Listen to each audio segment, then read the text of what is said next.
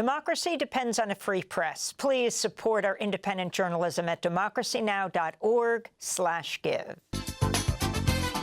Welcome to Democracy Now!, democracynow.org, the War and Peace Report. I'm Amy Goodman. Israel's continuing its assault on the Gaza Strip, with at least 46 Palestinians killed and 73 wounded over the past 24 hours. Among the dead, at least 2 people killed when Israel bombed the Nasser Medical Complex in Khan Yunis. The strike killed photojournalist Hassan Islaya while he was receiving treatment for injuries he sustained in an airstrike last month. He's at least the 215th media worker killed in Gaza since October 2023. It's not the first time Israel's bombed Nasser Hospital. Israeli forces previously struck its emergency building, attacked tents for displaced people outside its gates, laid siege to the complex for over a week, and arrested scores of patients and medical staff. Since October 2023, Israeli forces have bombed or set fire to at least 35 hospitals across the Gaza Strip, each act a war crime. Many human rights groups and advocates charge under the 1949 Geneva Convention.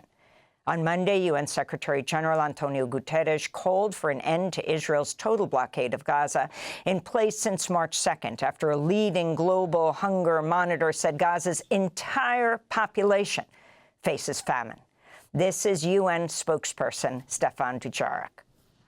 Over 70 days into the blanket ban imposed by Israeli authorities on the entry of any supplies into Gaza, stocks have run out, bakeries have shut down, community kitchens are closing daily, and people are starving.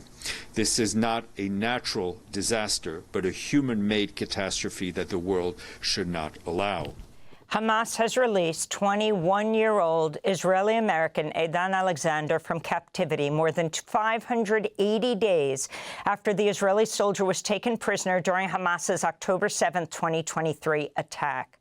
Alexander reunited with his family in Israel Monday after the Trump administration secured his release in direct talks with Hamas. The deal was brokered by Trump's envoy, Steve Witkoff, sidelining Israeli negotiators who've refused to engage directly with Hamas over the remaining 21 captives still believed to be alive in Gaza. A Hamas official called Alexander's release a goodwill gesture aimed at securing a new ceasefire with Israel ahead of Trump's trip to the Middle East, which he began today. President Trump was greeted by Saudi Crown Prince Mohammed bin Salman as he landed in Riyadh today, the first stop on a tour of Gulf states that'll also take him to Qatar and the United Arab Emirates. Trump's expected to discuss Iran's nuclear program, oil prices, and Gaza. He's also expected to focus on securing major investments with the 3 countries, which Trump claims could reach $1 trillion. This includes a reported arms deal with Saudi Arabia for more than $100 billion. Dozens of business leaders are in Riyadh for Trump's visit. Among them are billionaire CEOs Elon Musk and his brother, OpenAI's Sam Altman, BlackRock's Larry Fink, and Palantir's Alex Karp. Ahead of Trump's first major overseas trip, over 800 U.S. health workers called on Trump to demand a new ceasefire in Gaza and immediately allow aid to enter the Gaza Strip. The medical workers highlighted the increased risks to children, pregnant women, sick, and older Palestinians whom they say are, quote, marching in an agonizing and cruel fashion toward death, unquote. The Department of Homeland Security said it's terminating temporary protected status, TPS, for thousands of Afghans living in the U.S. in just 2 months.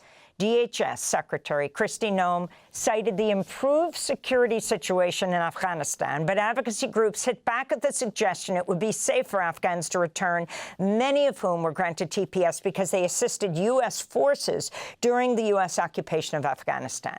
In related news, the Episcopal Church is ending a long-standing partnership with the federal government and refusing to help resettle white South Africans who've been granted refugee status in the U.S. The Episcopal Church cited its, quote, commitment to racial justice and reconciliation, unquote.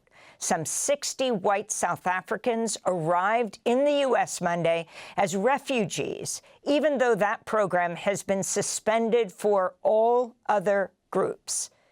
President Trump said Monday he'll likely speak with Chinese President Xi Jinping in the coming days after the White House announced a deal to temporarily reduce Trump's tariffs on Chinese goods from 145% to 30%.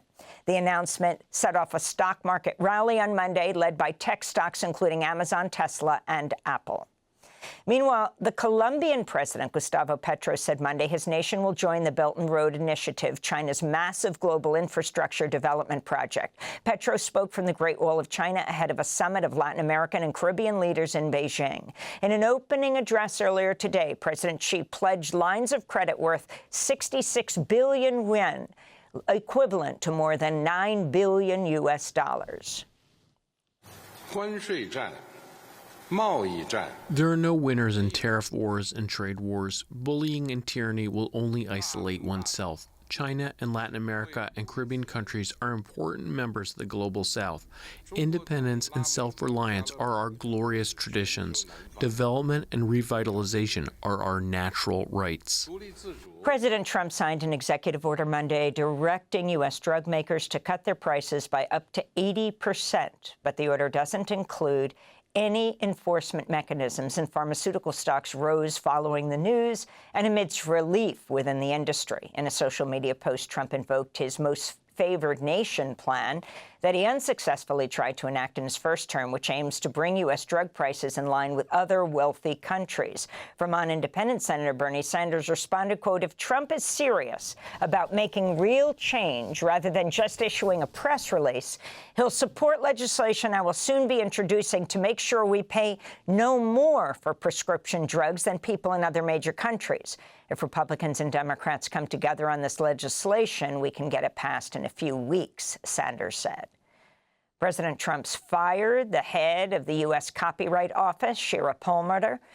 Her office had just released a report warning of the risks of using generative AI on copyrighted creative materials. Her firing comes just days after President Trump fired the woman who hired her, Librarian of Congress Carla Hayden.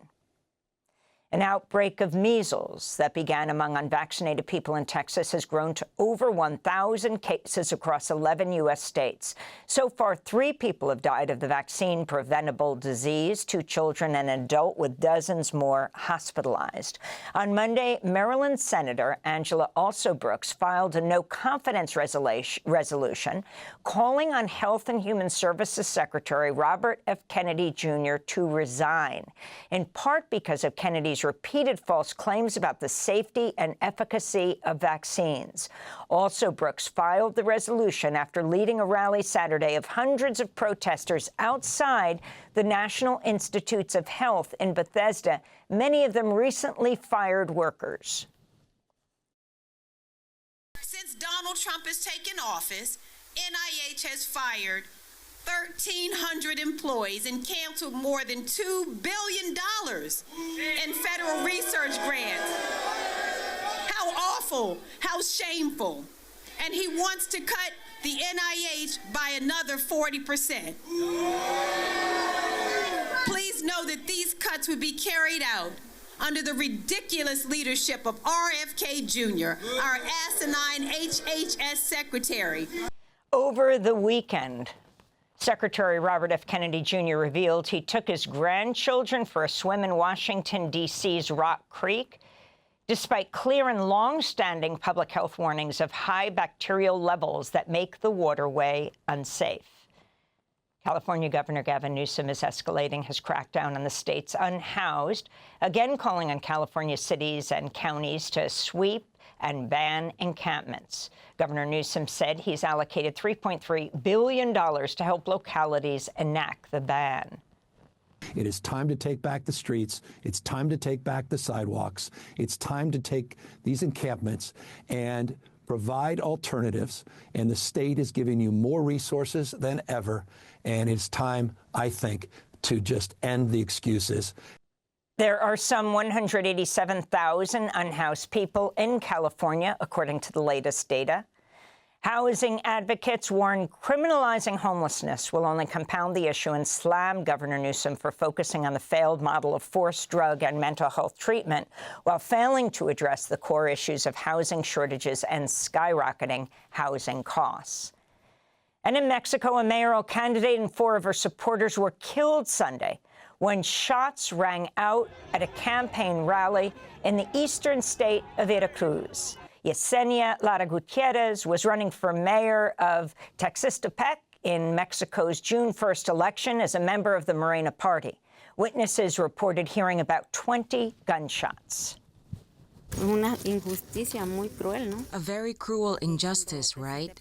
Texistepec used to be peaceful. Now look at the result. So much injustice, so many killings. Sunday's assassination came just 2 days after masked gunmen shot and killed Cecilia Rubalcaba, a municipal council member in Jalisco. Last year, political violence in Mexico surged to an all-time high, with human rights groups reporting 661 attacks on people and facilities. And those are some of the headlines. This is Democracy Now!, democracynow.org, The War and Peace Report. I'm Amy Goodman. Democracy Now! Is funded by viewers like you. Please give today at democracynow.org/give.